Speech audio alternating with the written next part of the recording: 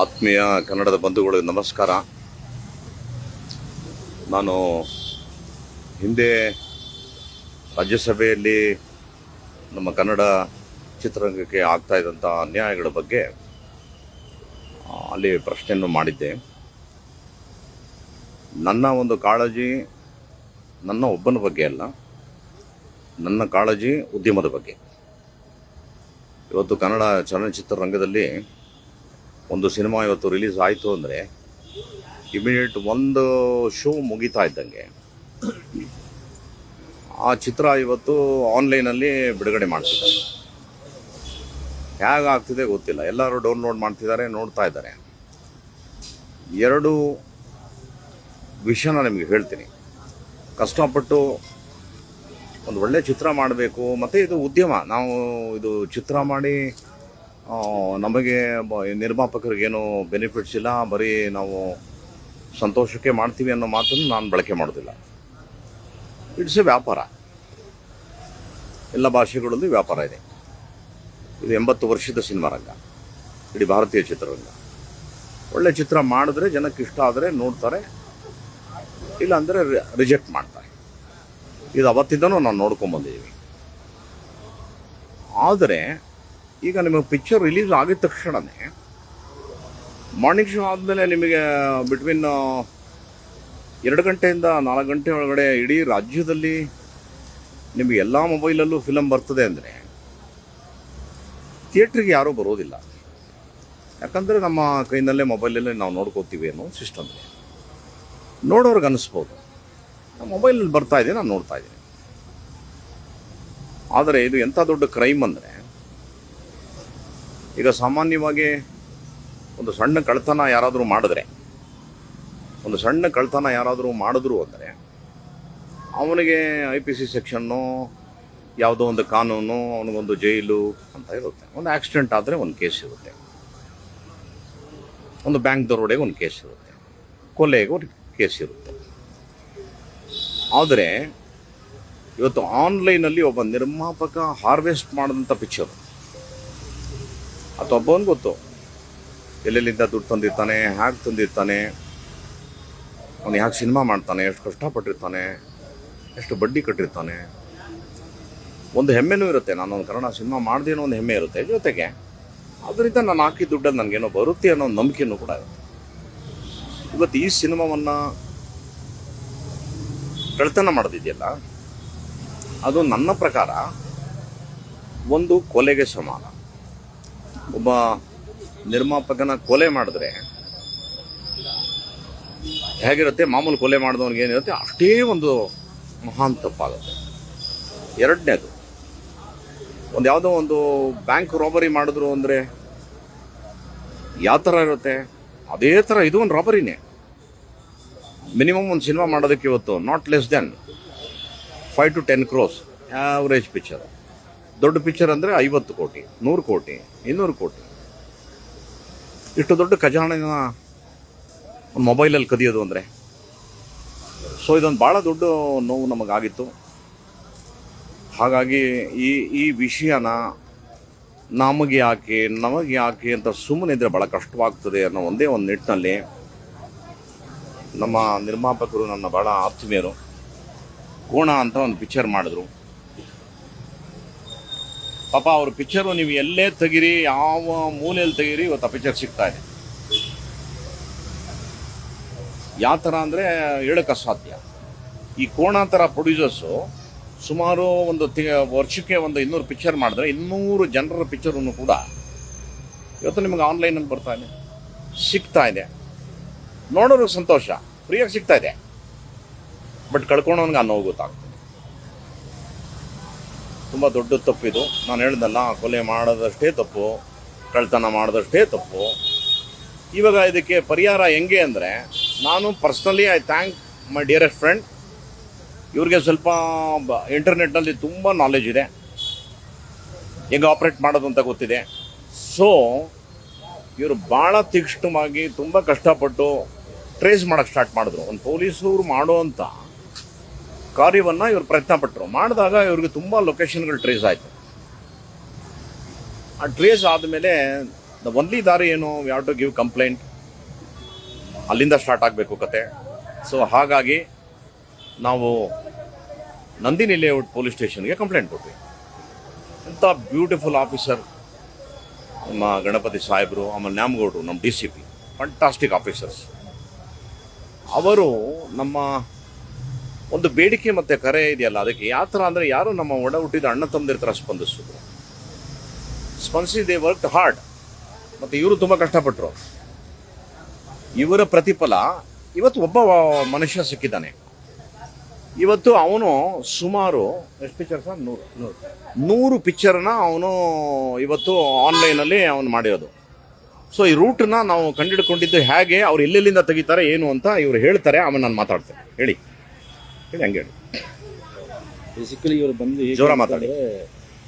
ಈಗ ನಾವು ಇಷ್ಟು ದಿವಸ ಮೇನ್ ಪ್ರಾಬ್ಲಮ್ ಇರೋದು, ಇಷ್ಟು ದಿವಸ ಪೈರಸಿ ಎಲ್ಲಾನು ನಡೆಯುತ್ತೆ, ಅದು ನಡೀತಾನೆ ಇರುತ್ತೆ ಅಂತ ಹೇಳಿ ಎಲ್ಲ ಬಿಟ್ಟಿರೋದ್ರಿಂದ ಇವ್ರು ಏನು ಮಾಡ್ತಾ ಇದ್ದಾರೆ, ಇನ್ಸ್ಟಾಗ್ರಾಮ್ ಆಗಿರ್ಬೋದು, ವಾಟ್ಸಪ್ ಆಗಿರ್ಬೋದು, ಫೇಸ್ಬುಕ್ ಆಗಿರ್ಬೋದು, ಎಲ್ಲದರಲ್ಲೂ ನಮ್ಮ ಫಿಲಮ್ನ ನಾವು ಮಾರ್ಕೆಟಿಂಗ್ ಮಾಡೋದಕ್ಕಿಂತ ಚೆನ್ನಾಗಿ ಇವ್ರು ಮಾರ್ಕೆಟಿಂಗ್ ಮಾಡಿ ಅದನ್ನು ಟೆಲಿಗ್ರಾಮಲ್ಲಿ ಹಾಕೋದು, ಮತ್ತು ಇದರಲ್ಲಿ ಯಾವುದು ವಾಟ್ಸಪ್ ಗ್ರೂಪ್ಗಳಲ್ಲಿ ಹಾಕೋದು, ಇದನ್ನೆಲ್ಲ ಮಾಡ್ತಾ ಇದ್ದಾರೆ. ಇದು ಏನು ಅಂತಂದರೆ, ಇದು ಒಂದು ರೂಟ್ ನಾವು ಹಿಡಿದು ಇದನ್ನ ಮಾಡಲಿಲ್ಲ ಅಂತಂದರೆ ಎಂಟೈರ್ ಇಂಡಸ್ಟ್ರಿ ನನಗನ್ಸೋದು ಕೊಲಾಪ್ಸ್. ಕನ್ನಡ ಚಿತ್ರರಂಗ ನಾಮಾವಶೇಷ, ಉಳಿಯೋದು ಕಷ್ಟ ಸಿನಿಮಾ ಮಾಡೋಕ್ಕಾಗಲ್ಲ. ಜೊತೆಗೆ ಇವ್ರದ್ದು ಆರ್ಗನೈಸ್ಡ್ ವೇ ಇದೆ. ಮುಂಚೆ ನಮ್ಮ ಹತ್ರನೂ ಆ್ಯಂಟಿ ಪೈರಸಿ ಟೀಮ್ ಇದೆ. ಆ್ಯಂಟಿ ಪೈರಸಿ ಟೀಮ್ ಇತ್ತು ಅಂದ್ರೆ ಅದು ಕೆಲಸ ಬರೀ ಡಿಲೀಟ್ ಮಾಡೋದು ಅಷ್ಟೇ. ಇದನ್ನು ಎಲ್ಲಿಂದ ರೂಟ್ ಕಾಸಲ್ಲಿ ಇವರು ತೆಗಿತಾ ಇದ್ದಾರೆ, ಇದನ್ನೆಲ್ಲ ನಾವು ಮಾಡಿ ಇದನ್ನು ತೆಗೆದಾಕ್ತಿಲ್ಲ ಅಂತಂದರೆ ಇವತ್ತಿಗೆ ಒಂದು ಸ್ಟೇಜಿಗೆ ನಾವು ಬಂದಿದ್ದೀವಿ ಅಂತಂದರೆ ನಮ್ಮ ಪೊಲೀಸ್ ಇಲಾಖೆ ಆಗಿರ್ಬೋದು, ಸರ್ ಆಗಿರ್ಬೋದು, ಫಿಲಮ್ ಇಂಡಸ್ಟ್ರಿ ಆಗಿರ್ಬೋದು, ಎಲ್ಲರೂ ಸಪೋರ್ಟ್ ಮಾಡಿಗೆ ಇವ್ರನ್ನ ಟ್ರ್ಯಾಕ್ ಡೌನ್ ಮಾಡ್ಕೊಂಡು ಇವತ್ತಿಗೆ ಸಿಕ್ಕಿದ್ದಾರೆ. ಸೊ ಇದು ಕಂಟಿನ್ಯೂಸ್ ಪ್ರೋಸೆಸ್ ಆಗಿದ್ದ ಕ್ಯಾನ್ಸರ್ ಥರ ಕಂಟಿನ್ಯೂಸ್ ಪ್ರೋಸೆಸ್ ಆಗಿ ಇದನ್ನು ನಾವು ತೆಗೆದಾಕ್ಲಿಲ್ಲ ಅಂದರೆ ಕನ್ನಡ ಇಂಡಸ್ಟ್ರಿ ಇದ್ರ ಉಳಿಯೋದು ಕಷ್ಟ. ಸೊ ಇವ್ರದ್ದು ಎಲ್ಲ ಲೊಕೇಶನ್ ಸಿಕ್ಕಿತ್ತು. ಮತ್ತು ರಾಜಾರೋಷವಾಗಿ ಇನ್ಸ್ಟಾಗ್ರಾಮಲ್ಲಿ ನಮ್ಮ ಮಾರ್ಕೆಟಿಂಗ್ ಮಾಡ್ತಾಯಿದ್ರು, ಫೇಸ್ಬುಕ್ಕಲ್ಲಿ ಹಂಗೆ ಮಾರ್ಕೆಟಿಂಗ್ ಮಾಡ್ತಾರೆ. ಇವ್ರದ್ದು ಕಂಟಿನ್ಯೂಸ್ ನಾವು ಸತತ 2 ತಿಂಗಳಿಂದ ಇವ್ರು ಫಾಲೋ ಮಾಡಿ ಇವ್ರು ಎಲ್ಲ ಟ್ರ್ಯಾಕ್ ಡೌನ್ ಮಾಡಿದಾಗ ಇವಾಗ ನಮಗೆ ಒಂದು ಟೀಮ್ ಅನ್ನೋದು ಸಿಕ್ಕಿದೆ. ಇದೇ ಥರ ಇನ್ನೂ ಎಷ್ಟೋ ಟೀಮ್ ಇದೆ, 500 ಜನ ಇದ್ದಾರೆ.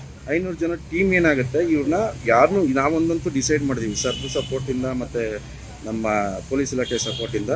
ಯಾವುದೇ ಕಾರಣಕ್ಕೂ ಯಾರು ಡೌನ್ಲೋಡ್ ಮಾಡ್ತಿದ್ದೀರಾ, ಯಾರು ಫಾರ್ವರ್ಡ್ ಮಾಡ್ತಾ ಇದ್ದೀರಾ, ಯಾರು ಸೋಷಿಯಲ್ ಮೀಡಿಯಾದಲ್ಲಿ ಎಲ್ಲರೂ ಜೈಲಿಗೆ ಹೋಗ್ತಾರೆ. ಈ ಮೂವಿ ಲಿಂಕು ಬಯೋಲಿದೆ, ಇದನ್ನು ನಿಮ್ಮನ್ನ ನಾವು ಖಂಡಿತ ಬಿಡೋದಂತೂ ಮಾತೇ ಇಲ್ಲ. ಡೌನ್ಲೋಡ್ ಮಾಡಿ ಇನ್ನು ಯಾರು ಫಾರ್ವರ್ಡ್ ಮಾಡ್ತಾ ಇದ್ದೀರಾ ಆ ರೆಕಾರ್ಡು ಟ್ರ್ಯಾಕ್ಗಳು ಇದೆ, ಅವರು ಎಲ್ಲರೂ ಇದೇ ರೀತಿ ಎಲ್ಲರೂ ಸೇರಬೇಕಾಗುತ್ತೆ.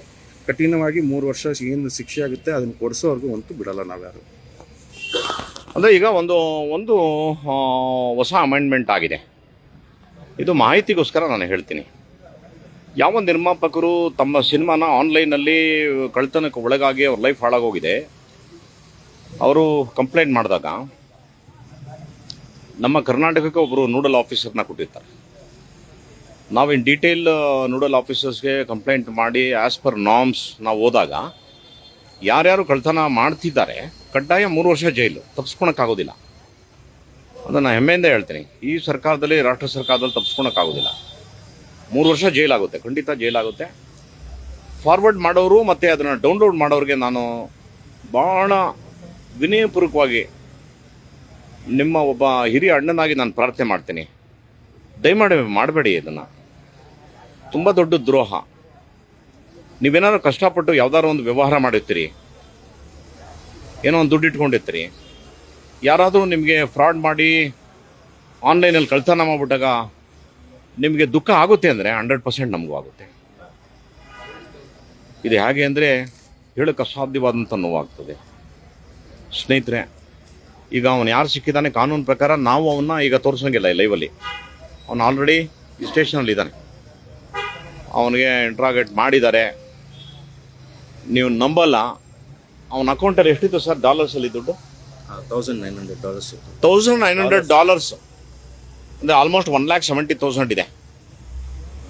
ಇಂಥವ್ರು ಇಂಟು 500 ನೀವು ಕೌಂಟ್ ಮಾಡಿ. ಈ ಥರ ಎಲ್ಲ ಕಳ್ತನ ಮಾಡಿದವ್ರು ಎಲ್ಲರೂ ಕೂಡ ಆನ್ಲೈನಲ್ಲಿ ಡೌನ್ಲೋಡ್ ಮಾಡಿಬಿಟ್ಟು ಎಲ್ಲರಿಗೂ ಬಿಟ್ಟು ಸಿನಿಮಾನ ತೋರಿಸ್ಬಿಟ್ಟು ಎಲ್ಲರಿಗೂ ಒಂದು ಮೂಡ್ ಬಂದ್ಬಿಟ್ಟಿದೆ, ಏನು ಕನ್ನಡ ಸಿನಿಮಾ ಓಡಲ್ಲ, ಕನ್ನಡ ಸಿನಿಮಾ ಓಡಲ್ಲ, ಕನ್ನಡ ಸಿನಿಮಾ ನೋಡಲ್ಲ. ಅದು ಹೆಂಗೆ ನೋಡ್ತಾರೆ? ನಿಮ್ಮ ಪಿಕ್ಚರ್ ಚೆನ್ನಾಗಿಲ್ಲ. ಹಾಂ, ಸಿನಿಮಾ ರಿವ್ಯೂ ಮಾಡೋ ಅಕೌಂಟ್ ಇಟ್ಟಿದ್ದಾನಂತೆ ಅವನು. ಸಿನಿಮಾ ಚೆನ್ನಾಗಿದೆ ಇಲ್ಲ ಅಂತ ಅವನು ದುಡ್ಡು ಕೊಟ್ಟರೆ ಅದನ್ನು ಹೇಳ್ತಾನಂತ ಅವನು. ಸೊ ಹೀಗೆ ಹೇಳಿ ಹೇಳಿ ಇವತ್ತೆಲ್ಲ ಯಾರು ನೋಡ್ರಿ ಹೊರ ರಾಜ್ಯದವ್ರು ಯಾರೂ ಬಂದಿಲ್ಲ, ಎಲ್ಲ ನಮ್ಮ ಕನ್ನಡದ ಮಕ್ಕಳೇ. ಈಗ ಅವ್ನು ಸಿಕ್ಕಾಕೊಂಡಿರೋನು ಬಂದು ಇದು ಇಂಜಿನಿಯರಿಂಗ್ ಸ್ಟೂಡೆಂಟ್, ಅವನು ಮೆಕ್ಯಾನಿಕಲ್ ಸೆಕೆಂಡ್ ಇಯರ್ ಮಾಡ್ತಿರೋ ಹುಡುಗ. ಅವನು ಇಂಥ ವಿದ್ಯಾವಂತರೇ ಇವತ್ತು ಇಂಥ ಒಂದು ಕೆಟ್ಟ ಚಾಳಿಗಳಿಗೆ ಹಿಡಿದುಬಿಟ್ರೆ ಹೆಂಗೆ ಆಗ್ತದಪ್ಪ? ಸುಮ್ಮನೆ ನೀವೆಲ್ಲ ನನಗೆ ತುಂಬ ದುಃಖ ಆಗೋದೇನು, ಪಾಪ ಸಿನಿಮಾ ಮಾಡಿಬಿಟ್ಟು ಯಾರೋ ಇತ್ತೀಚೆಗೆ ಒಬ್ಬ ನಟ ಹತ್ತಿದ್ದು ನೋಡಿ ನಂಗೆ ಭಾಳ ಬೇಜಾರಾಯ್ತು. ಎಂಥ ಒಂದು ದೌರ್ಭಾಗ್ಯ ದಿನ ನೋಡ್ತಾ ಇದ್ದೀವಿ ನಾವು. ಈ ಥರ ಸಿನಿಮಾ ಮಾಡಿ ಹೇಳುವಂಥ ಪರಿಸ್ಥಿತಿ ಬಂದ್ಬಿಡ್ತಲ್ಲ. ಹಾಗಾಗಿ ಐ ಪ್ರಾಮಿಸ್ಡ್ ಎವ್ರಿ ಒನ್, ಇದೆಲ್ಲ ಸರಿ ಹೋಗೋವರೆಗೂ ನನ್ನನ್ನು ಯಾರೂ ಕರಿಬೇಡಿ, ನನಗಿಷ್ಟನೇ ಇಲ್ಲ ಅನ್ನೋ ಒಂದು ಮಾತನ್ನು ಹೇಳ್ಬಿಡಿ. ನಾವು ನಾಟ್ ವರ್ಕಿಂಗ್. ತುಂಬ ಬೇಜಾರಾಗಿದೆ ಮನಸ್ಸಿಗೆ, ನನ್ನಂತೆ ಅನೇಕರಿಗೆ. ಇವತ್ತು ಯಾವ ಮಟ್ಟಕ್ಕೆ ರಾಕ್ಲೈನ್ ಅಂತ ಒಬ್ಬ ದೊಡ್ಡ ಪ್ರೊಡ್ಯೂಸರ್ ಏನು ಹೇಳ್ತಾರೆ ಗೊತ್ತಾ? ಇವತ್ತು ಸಿನಿಮಾ ಮಾಡಿಲ್ಲ ಅಂದರೆ ಅದೇ ನಮ್ಮ ಲಾಭ ಅಂತ ಹೇಳ್ತಾರೆ. ಈ ಥರ ಆಗಿದೆ ಇವತ್ತೆಲ್ಲ. ಅಮಾಯಕರುಗಳು ಎಲ್ಲ ಬಂದು ಮಾಡಿ ಸಿಕ್ಕಾಕೊಂಡು ಈ ಥರ ಆಗ್ತಿದೆ. ಹಾಗಾಗಿ ನಮಗೆ ಬೇರೆ ನಮ್ಮ ತಂದೆ ತಾಯಿಗಿನ ನೀವು ಶ್ರೇಷ್ಠ. ನಾನು ಹೇಳ್ತೀನಿ ಕೇಳಿ, ನಿಮಗೆ ನನ್ನ ಗುಣ ಗೊತ್ತು, ನಾನು ಯಾವ ರೀತಿ ನೇರವಾಗಿ ಮಾತಾಡ್ತೀನಿ ಗೊತ್ತು. ನಾನು ಸತ್ಯ ಇದ್ದರೆ ಮಾತ್ರ ಬರ್ತೀನಿ, ಇಲ್ಲೇ ಅಂದರೆ ನಾನು ಬರೋದಿಲ್ಲ. ನನ್ನದೇ ಬೇರೆ ಲೈಫು ನಂದು. ನನಗೆ ತುಂಬ ನೋವಾಗಿದೆ. ಯಾಕಂದರೆ ಒಂದಲ್ಲ ಎರಡಲ್ಲ 40 ವರ್ಷ ನಾನು ಸಿನಿಮಾ ರಂಗದಲ್ಲಿ ಅನ್ನ ತಿಂದಂಥ ಮನುಷ್ಯ ನಾನು. ಹಾಗಾಗಿ ಅವನ ಮುಖನ ತೋರಿಸ್ಬಾರ್ದಂತೆ, ಅದು ಕಾನೂನು. ನಾಳೆ ಒಂದು ಮಾಧ್ಯಮದ ಮುಂದೆ ಆತನ ಕರ್ಕೊಂಬರ್ತಾರೆ. ಐ ಥಿಂಕ್ 11 ಗಂಟೆಗೆ ನಾಳೆ DCP ನಾರ್ತ್ ಅವರು ನ್ಯಾಮಗೌಡರು ಅವ್ರ ಆಫೀಸಲ್ಲಿ ಅವನನ್ನು ಕರ್ಕೊಂಬರ್ತಾರೆ. ಈ ಥರ ಸುಮಾರು 400 ಇಂದ 500 ಜನ ಈಗ ಆನ್ಲೈನಲ್ಲಿ ರೆಡಿ ಇದ್ದಾರೆ. ನನ್ನ ಬ್ರದರ್ಸ್ಗಳಿಗೂ ಹೇಳ್ತಾ ಇದ್ದೀನಿ, ಬಿ ಕೇರ್ಫುಲ್, ವಿಲ್ ಕಮ್. ನಾವು ಟ್ರೇಸ್ ಮಾಡ್ತೀವಿ. ತುಂಬ ಕಷ್ಟ ಇದೆ. ನಾವು ಇಲ್ಲೇನಾಗಿದೆ, ಇದು ಅಭ್ಯಾಸ ಆಗೋಗ್ಬಿಟ್ಟಿದೆ. ಹೋಗ್ಲಿ ಬಿಡಿ ಏನೋ ಆಗಿದೆ, ಏನೋ ಮಾಡ್ತಾರಂತೆ ನೋಡ್ತಾರಂತೆ ಅಂತ ನಾವು ಯಾವ ಮಟ್ಟಕ್ಕೆ ಇದ್ದೀವಿ ಅಂದರೆ ಕಡೇ ಮನುಷ್ಯನವ್ರಿಗೂ ಹೋಗೋಣ, ನನಗೂ ಬೇಜಾರಾಗಿದೆ, ಅಟ್ಲೀಸ್ಟ್ ಈ ಥರ ಆದರೂ ಒಂದು ಸಣ್ಣ ಸೇವೆ ಮಾಡೋಣ ನಮ್ಮ ನಿರ್ಮಾಪಕರಿಗೆ ಅಂತ ಟ್ರೈ ಮಾಡಿವಲ್ವೇ. ಇದಕ್ಕೆ ಸಹಕಾರ ಕೊಡಬೇಕಾಗಿದೆ ಯಾವುದೂ ನೀವು, ನನ್ನ ಅಣ್ಣ ತಮ್ಮದಿರು ನೀವು. I love you man. ದಯಮಾಡಿ ಸಹಾಯ ಮಾಡಿ, ನಮಗೆ ನಮ್ಮ ಉದ್ಯಮಕ್ಕೆ ಸಹಾಯ ಮಾಡಿ. ನಾವೆಲ್ಲ ಸುಮಾರು ವರ್ಷ ಮೆರೆದಾಯಿತು, ಮುಂದಿನ ಮಕ್ಕಳು ಮೆರಿಲಪ್ಪ, ಆಶೀರ್ವಾದ ಮಾಡಿ. ಎಲ್ಲರ ಪಿಕ್ಚರ್ ಓಡಿದ್ರೆ ತಾನೆ. ಎಷ್ಟು ಜನ ಮಕ್ಳಿಗೆ ಆಸೆ ಇದೆಯಲ್ವಾ, ನಾನು ಆ್ಯಕ್ಟ್ರ್ ಆಗಬೇಕು, ಕ್ಯಾಮ್ರಾಮನ್ ಆಗಬೇಕು, ಡೈರೆಕ್ಟರ್ ಆಗಬೇಕು. ನೀವೆಲ್ಲ ಸಹಾಯ ಮಾಡಿದ್ರೆ ಅಂಥವರೆಲ್ಲ ಬರ್ತಾರೆ, ಇಲ್ಲಾಂದರೆ ಕಷ್ಟ ಇದೆ. ಹಾಗಾಗಿ it's my prayer. Thank you so much. ಅವನ್ನ ತೋರಿಸೋಂಗಿಲ್ಲ. ನಾಳೆ 11 ಗಂಟೆಗೆ ಅವನ್ನ ಪ್ರೊಡ್ಯೂಸ್ ಮಾಡಿ ಕೋರ್ಟ್ಗೆಲ್ಲ ಮಾಡ್ತಾರೆ. ಇನ್ನು ಮಿಕ್ಕಿದ್ದು ಯಾರ್ಯಾರು ಇದ್ದಾರೆ, they have taken it as A challenge. ನಾವು ಹೋಮ್ ಮಿನಿಸ್ಟ್ರನ್ನು ಮೀಟ್ ಮಾಡ್ತಾ ಇದ್ದೀವಿ, ಚೀಫ್ ಮಿನಿಸ್ಟ್ರನ್ನು ಮೀಟ್ ಮಾಡ್ತೀವಿ. ನಮ್ಮ ಉದ್ಯಮನ ಕೂಡ ಜಾಯ್ನ್ ಆಗ್ತಾರೆ ನಾಳೆ ಎಲ್ಲರೂ. ಎಲ್ಲ ಪ್ರೊಡ್ಯೂಸರ್ಸು, ಡೈರೆಕ್ಟರ್ಸು ಎಲ್ಲರೂ ಬರ್ತಾರೆ. Make it a big issue. ಇದನ್ನು ತೊಗೊಂಡೋಗ್ತೀವಿ, ಎಲ್ಲಿವರೆಗೂ ಆಗ್ತದೆ ಅಲ್ಲಿವರೆಗೂ ತೊಗೊಂಡೋಗ್ತೀವಿ. ಕಾನೂನು ಜೊತೆಗೆ ಹೋಗ್ತೀವಿ. ಸೊ ಒಂದು ಲಾಸ್ಟು ರಿಕ್ವೆಸ್ಟ್ ಮಾಡಿ ನನ್ನ ಮಾತು ಮುಗಿಸ್ತೀನಿ. ದಯಮಾಡಿ ಯಾರ್ಯಾರು ಮಾಲ್ ಪ್ರಾಕ್ಟೀಸ್ ಮಾಡ್ತಾ ಇದ್ರಲ್ಲ, ದಯಮಾಡಿ ಇಲ್ಲಿಗೆ ಎಂಡ್ ಮಾಡಿ. ತುಂಬ ದೂರದವರೆಗೂ ಬರ್ತೀವಿ ನಾವು. ನಮಸ್ಕಾರ. Thank you. ನನ್ನ ಮಾತು ಕೇಳಿದ ಎಲ್ಲರಿಗೂ ಧನ್ಯವಾದ. ನಮಸ್ಕಾರ. Love you.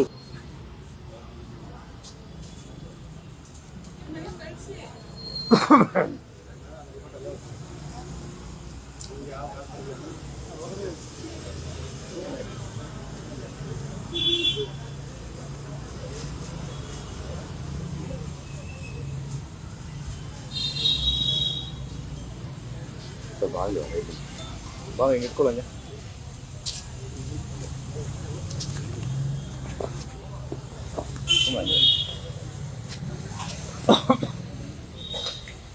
ಶೇಕ್ ಮಾಡ ಬನ್ನಿ ಸರ್. ಬಾ ಮಂಜು, ನಿಂದೆ ನಿಲ್ಸ್ಕೊಡ್ರಿ.